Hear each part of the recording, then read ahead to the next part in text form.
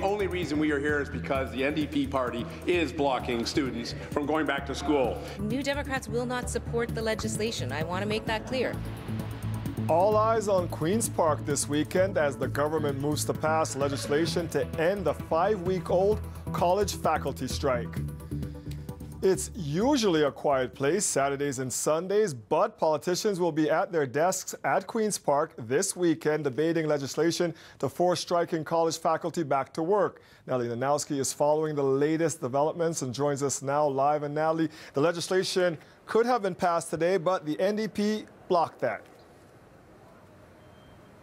That's right. The Liberals were able to table their back-to-work legislation, but that's about as far as they got. They needed unanimous consent to pass it, and as predicted, the NDP shot that down. The government then wanted to debate the bill, and the NDP also said no. Right now, what the Liberals are saying is that the NDP is acting very irresponsibly because it is keeping about 500,000 students out of Ontario college classrooms longer.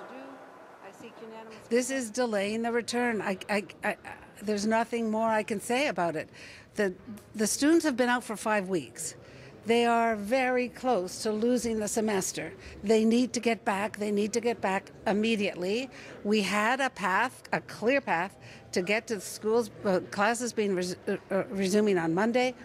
The NDP are blocking that effort, and I think they owe an explanation to students. The NDP, on the other hand, is saying that really all it's doing is protecting workers' rights, and nobody would sign legislation, much less a contract, without seeing exactly what's in it first. There's no way that any legislator should be passing a piece of legislation sight unseen. I think people would understand that. That's an irresponsible thing to do. And so with the government pretending that we had an opportunity to do that yesterday was absolutely inappropriate. All right, now the union reps were at Queen's Park today. How are they reacting to all of this? Well, they have taken down their picket lines, but they're saying that the government is forcing their hand and that this is not how negotiations are supposed to work. Themselves and the Tories are using the students and the strike as a political pawn to hammer the NDP over the head, and the NDP trying to be the friends of working people. I just find it, I don't know, it's disgusting.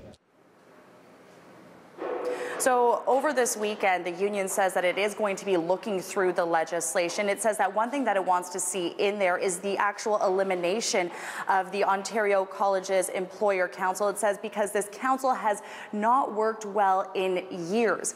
Now, the Liberals do have the majority, so the legislation is expected to pass. Initially, the government wanted students to be back in school on Monday, but now they're saying that colleges need some extra time to prepare. And we are hearing from the council, they're saying that they are going to take Monday to get everything all set up and that students should be back in the classroom on Tuesday. Yeah, right? We hope so. Thank you, Natalie. So almost exactly 5 weeks after the strike began, it could come to an end over the next few days, as Natalie just said. Now, here's how it is expected to play out. The Liberals have a majority, meaning the back-to-work legislation will eventually pass, but there are certain rules around how bills go through the legislature. Those rules can be overridden, but only if all members agree, giving unanimous consent. The PC say they'll be in favor, but the NDP will not, given their platform of workers and union rights. Now, MPPs don't usually sit on Fridays, but the government is allowed to ask the Speaker to call the House. That's what happened today. The bill was introduced, but there's a rule that you can't debate a bill on the same day it's introduced. Again, the Liberals tried to seek unanimous consent to override that, but the NDP said no. So the House will have to sit through the weekend.